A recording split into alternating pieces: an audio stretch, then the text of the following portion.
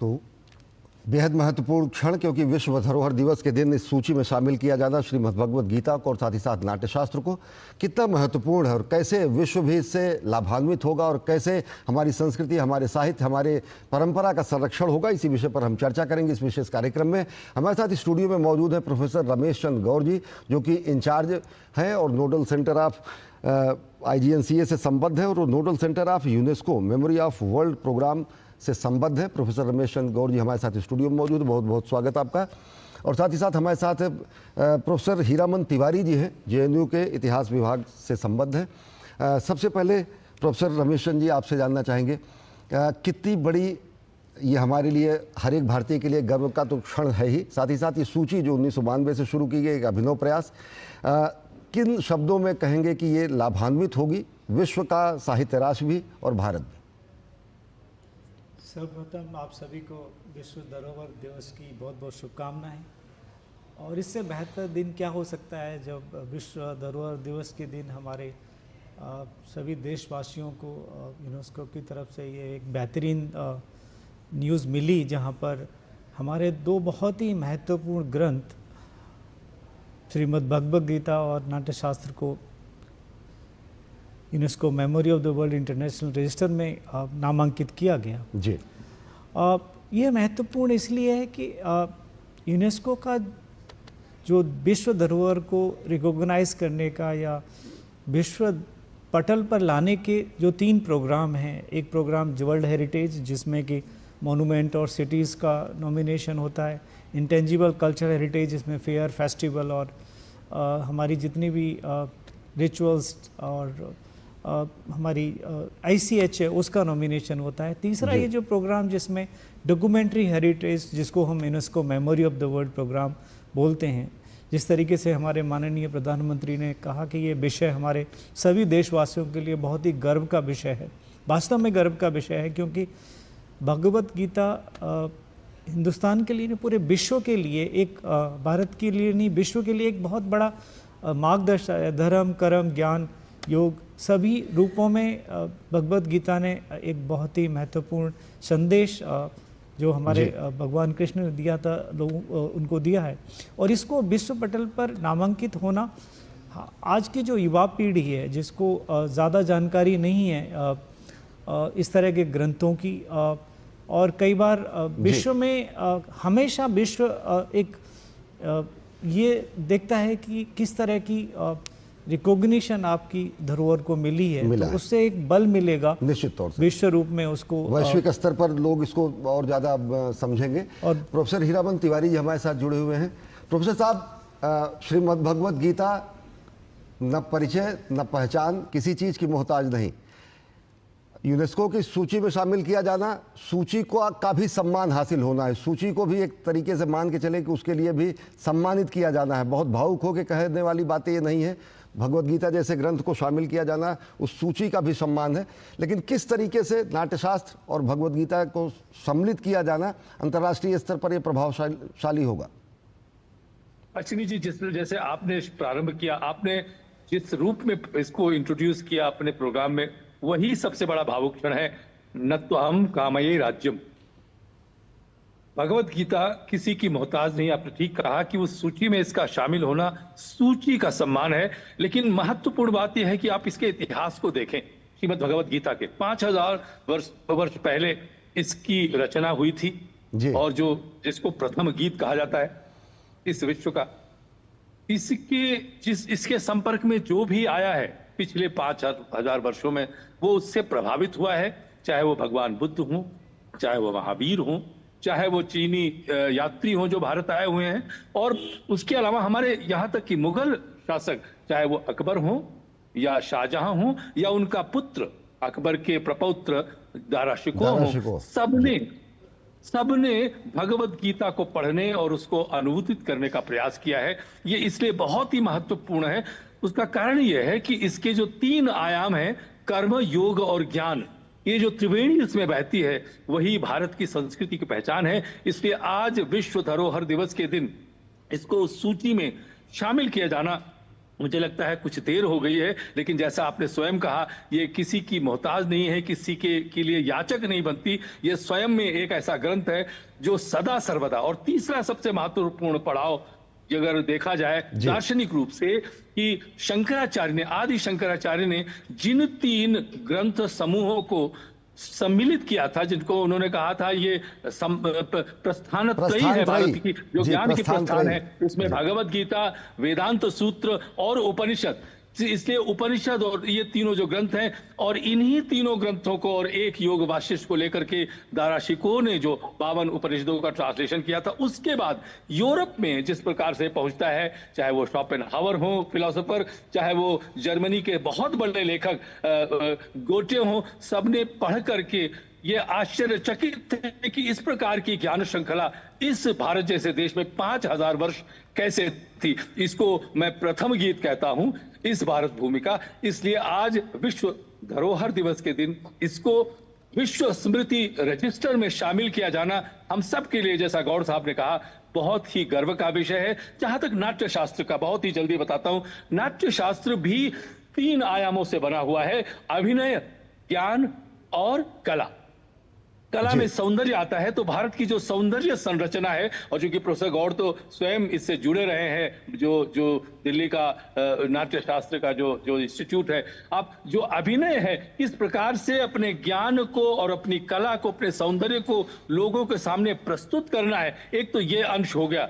दूसरा, हमारे मनीषियों ने कहा था, कि भरत मुनि ने कहा था कि यदि अभिनय इस प्रकार से किया जाए कि अभिनेता के रूप में स्वयं जो दर्शक है वो अपने आप को देखने लगे, वही सबसे बड़ी उपलब्धि है। और इससे सुंदर ग्रंथ कभी लिखा नहीं गया। इसको भी लिखे हुए 2500 वर्ष हो गए हैं। इसलिए उसमें कहा, रामादिवत वर्तितव्यम न रावणादिवत। यदि दर्शक नाटक को देख करके, राम के मंचन को देख करके ये अनुभव करे कि हमें राम की तरह व्यवहार करना चाहिए, रावण की तरह नहीं, वो अभिनय सिर्फ नाट्य शास्त्र की कलाओं के माध्यम से आ सकता है। इसलिए मुझे ये लगता है, क्षमा कीजिएगा कि ये विलंब बहुत हो गया, लेकिन जैसा कि आपने कहा, न तो हम कामये राज्यम न स्वर्गम न पुनर्भवम कामये दुख तप्तानाम प्राणिनाम आर्तनाशनम। ये प्राणियों की आर्त, उनकी वेदना को नष्ट करने वाले दोनों ग्रंथ हैं, क्योंकि अभिनय के माध्यम से अपनी वेदना को निकाला जाता है। जैसे एक कवि ने कहा था, वियोगी होगा पहला कवि, आह से उपजा होगा गान। कला जो है वो एक पीड़ा से निकलती है, टॉर्मेंट से निकलती है। इसलिए इन दोनों ग्रंथों का इसमें सम्मिलित किया जाना मेरे लिए आश्चर्य नहीं है, लेकिन मुझे हर्ष का विषय है सबके लिए, प्रसन्नता भी है। निश्चित तौर से। प्रोफेसर गौर, आपसे जानना चाहेंगे किस तरीके से, बहुत विस्तृत तरीके से डॉक्टर प्रोफेसर हीराबंद जी ने बताया, ये जो सूची है 1992 से इसकी शुरुआत हुई। इसके पहले रामचरितमानस, पंचतंत्र, सहृदय लोक, इनको भी 2024 में शामिल किया गया। कुल 14 ग्रंथ हैं हमारे। तो जो साहित्य राशि है, या फिर जिसको कहें कि विश्व का जो वांग्मय है, उसमें कितना महत्वपूर्ण योगदान और कैसे इन सब का संरक्षण या संवर्धन होगा, आगे क्या है ये?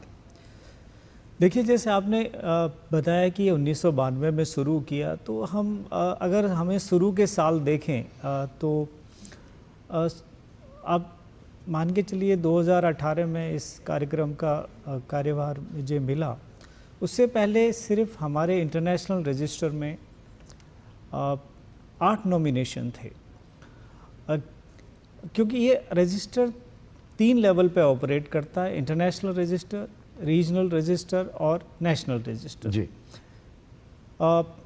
और रीजनल रजिस्टर में हमारा 2024 से पहले कोई नॉमिनेशन नहीं था। जैसे कि आपने रामचरितमानस, पंचतंत्र और सहृदय लोचन का जो जिक्र किया, वो तीनों के तीनों नॉमिनेशन हमारे रीजनल रजिस्टर में, पहले नॉमिनेशन 2021 में हमने सबमिट किया, 2024 में उसका फाइनल इंस्क्रिप्शन हुआ। और अगर हम पिछले 4-5 सालों की बात करें तो एक साइकिल में सिर्फ हम 2 ही नॉमिनेशन सबमिट कर सकते हैं। और ये जो नाट्य शास्त्र और श्रीमद् भगवत गीता, इससे पहले अभिनव गुप्त और गिलगिट मैन्युस्क्रिप्ट और इनका सबका भी नॉमिनेशन हुआ है। तो डेफिनेटली हमारी जो ग्रंथ सूची है इतनी महान है, इतनी वास्ट है कि हमारे लिए ये 2 नॉमिनेशन एक साइकिल में, जो 2 साइकिल की होती है, बहुत ही कम है। और हमें ज़रूरत है कि जो तीसरा रजिस्टर हमें बनाना है, नेशनल रजिस्टर, हमें जल्दी से जल्दी उसकी स्थापना करें, क्योंकि हिंदुस्तान, हम अगर अपने देश की बात करें तो हमारे पास 1 करोड़ से ज़्यादा मैन्युस्क्रिप्ट तो एक तरह से पूरा सही एस्टिमेट है। अगर हम उनमें से जहाँ तो लाखों हमारी वैल्यूएबल और रेयर मैन्युस्क्रिप्ट हैं, तो ज़रूरत है हमें कि विश्व पटल पर लाने के लिए हमें जो तीसरा रजिस्टर है, नेशनल रजिस्टर, उसको जल्द से जल्द हमें लागू करना होगा, क्योंकि इंटरनेशनल रजिस्टर, रीजनल रजिस्टर की एक लिमिटेशन है, उनकी सीमा है। आप 2 या 3 से ज़्यादा उन दोनों रजिस्टर में नॉमिनेट नहीं कर सकते। इसीलिए कई बार हमारे महान ग्रंथ विश्व पटल पे इस सूचियों में आने में कहीं ना कहीं उसमें हाँ समय लग जाता है। प्रोफेसर हीरामन तिवारी जी, आपसे जानना चाहेंगे कि अगर देखिए पिछले 1 दशक के दौरान, अभी G20 जब सम्मेलन हुआ था यही दिल्ली में ही, प्रधानमंत्री नरेंद्र मोदी ने जब वो गर्व भरा क्षण भी लोगों को ध्यान है कि जब अहोम राजवंश का जो समाधान प्रणाली थी उसको भी शामिल किया गया था। 43वां हमारा विश्व धरोहर सूची, ये स्थल होते हैं और ये जो सूची है ये तो साहित्य और अन्य चीज़ों से जुड़ी होती है। फिर भी मैं ये कह रहा हूँ कि किस तरीके से विकास और विरासत को समाहित करते हुए संस्कृति संरक्षण, सांस्कृतिक पुनर्जागरण और उन चीज़ों को अंतर्राष्ट्रीय पहचान दिया जाना प्रधानमंत्री जी द्वारा उनके कार्यकाल में किया जा रहा है, जो कहीं ना कहीं भुला दिए गए थे कतिपय कारणों से। ये बिल्कुल ठीक कहा अश्विनी जी आपने जैसा कि कहा कि विकास भी और विरासत भी जो हमारी धरोहर है, और हमारा धरोहर भारत का क्या है? ज्ञान है। भारत एक जिज्ञासा के रूप में जाना जाता है। यहाँ पर सभी जिज्ञासु हैं, सभी ज्ञान की इच्छा करना चाहते हैं। यहाँ पे कोई पांडित्य नहीं दिखाता, लेकिन जो भी पांडित्य होता है वो विश्व के सामने आता है। तो जैसा कि आपने कहा कि विकास के साथ ही, और दूसरी मेमोरी की बात चल रही है, स्मृति का दूसरा नाम इतिहास भी होता है। स्मृति को जिस दिन आप खो देते हैं, चाहे वो हमारी व्यक्तिगत स्मृति हो या हमारी धरोहर से संबंधित जो स्मृति है, उस दिन हमारा जो मूल है वो धीरे धीरे क्षीण होने लगता है। इसलिए जितनी भी हमारी धरोहर, और हमारी धरोहर की परंपरा तो बहुत लंबी है। मैंने कहा कि इन रामायण और महाभारत और गीता से पहले हमारे पास ऋग्वेद भी हैं, उसके बाद उपनिषद भी हैं, और इन सभी ग्रंथों पे जो जो भारत के संपर्क में आया है, चाहे वो आक्रांता ही क्यों न रहे हों, लेकिन उन्होंने जब देखा कि ये ग्रंथ हैं, जब ब्रिटिश इंडिया यहाँ पे, ईस्ट इंडिया कंपनी यहाँ पे रूल कर रही थी और हमारी ब्रितानी शासन था, तो आपको पता है कि वहाँ के जो विद्वान आते थे, सबसे पहले वो कालिदास को पढ़ते थे, भगवत गीता को पढ़ते थे, उपनिषद को पढ़ते थे, उनका ट्रांसलेशन करते थे। वो किस लिए? क्योंकि वो जानते थे इस देश की जो नींव है और इस देश की जो प्राचीर है और इस देश का जो छत है, वो सब ज्ञान के ऊपर आधारित है। चाहे वो हमारा ज्ञान हो प्रशासन का, चाहे वो हमारा ज्ञान हो कर्म करने का, चाहे वो हमारा योग जो है, योग का तात्पर्य सिर्फ यही नहीं होता कि हम सुबह उठ करके एक्सरसाइज करें और योग करें। योग तो एक चिंतन की परंपरा है, और हमारे पास योग शास्त्र का इतना बड़ा ग्रंथ भी है। और गीता को कर्म, ज्ञान और योग का जो एक सम्मिश्रण माना जाता है, एक स्वयं में एक रस माना जाता है, गलित रस, जो फल पका हुआ रस है। और इसीलिए बार बार कहा गया, इसको जितनी बार भी पिएंगे उतनी बार आप अमृतत्व को प्राप्त करेंगे। लेकिन उसके साथ साथ यदि हम अपने अतीत को जाने, कितना हमारा समृद्ध अतीत था, और वो चाहे राजनीतिक तौर पर हो, चाहे आर्थिक तौर पर हो। एक और पुस्तक है जो मुझे लगता है विश्व धरोहर बन सकती है, वो हमारा कौटिल्य का अर्थशास्त्र है। बहुत सारे हैं, लेकिन उससे आपको लग जाएगा कि विकास का क्या अर्थ होता है जब व्यक्ति के जीवन में, या तुलसी ने जो कहा था कि अच्छा राजा कौन होता है, कि जब वो आपसे टैक्स लेता है तो उसको आभास नहीं हो, और जब देता है तो सभी देखते हैं।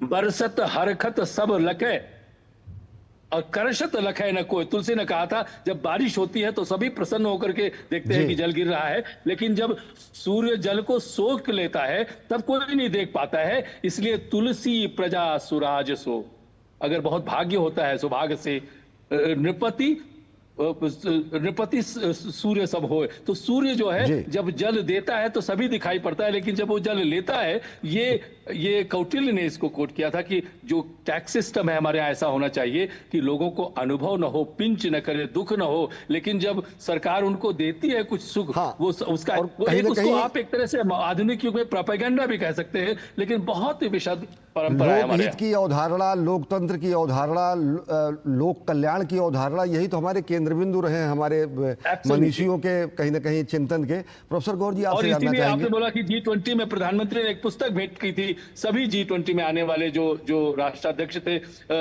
India the mother of democracy. जी, निश्चित तौर और से। उसके साथ मेरा कुछ जुड़ाव रहा है, उसके एडिशन जी। को लेकर के, संपादन को लेकर के, इसलिए वो सबको भेंट की थी और कहा था कि जो जो जड़ें हैं, जैसा अभी गौर साहब ने कहा, जो हमारे यहाँ जड़ें हैं लोकतंत्र की, वो बहुत ही पुरानी है, बहुत ही गहरी है। गहरी और है। जी, वो प्रोफेसर हिमालय गौर जी के हमारे तह साथ तक करीब। स्टूडियो में जुड़े हुए हैं। प्रोफेसर गौर, आपसे जानना चाहेंगे, जैसा प्रोफेसर हीरामन जी कह रहे हैं कि बहुत सारे ऐसे हमारी साहित्यिक राशियां हैं, बहुत सारे ऐसे हैं जिनको हम धरोहर में शामिल कर सकते हैं। आपने बताया कि 2024 में 3 कृतियां शामिल हुई, आप बता रहे हैं कि नॉमिनेशन 2 ही हो सकते हैं। तो कैसे आपकी पूरी कमेटी या पूरा का पूरा ये प्रयास चल रहा है कि जो भारतीय सनातन चिंतन परंपरा है, भारत भारतीयता का जो रूप है, उसको वैश्विक स्तर पर, साहित्यिक स्तर पर या इन यूनेस्को के धरोहरों के स्तर पर आप लोग उसको नए सिरे से स्थापित कर रहे हैं? आगे क्या रणनीति है? देखिए, इस साल ये नॉमिनेशन साइकिल अभी अनाउंस होने वाला है और मुझे प्रोफेसर हीरामन तिवारी जी को बताते हुए बड़ा हर्ष हो रहा है कि उन्होंने अर्थशास्त्र की बात की। अर्थशास्त्र हमारी इस साल की सूची में ऑलरेडी शामिल है, जो हम उसका नॉमिनेशन डोजियर बनाने जा रहे हैं। जी। अशोकन इंस्क्रिप्शन का भी हम जॉइंट नेपाल गवर्नमेंट के साथ एक जॉइंट नॉमिनेशन प्लान कर रहे हैं, और भी थिरुकुरल और बहुत सारे ऐसे करीब 5 से 7 ग्रंथों का एक नॉमिनेशन इंटरनेशनल रजिस्टर और रीजनल रजिस्टर के लिए, जैसे कि हम 3 नॉमिनेशंस हम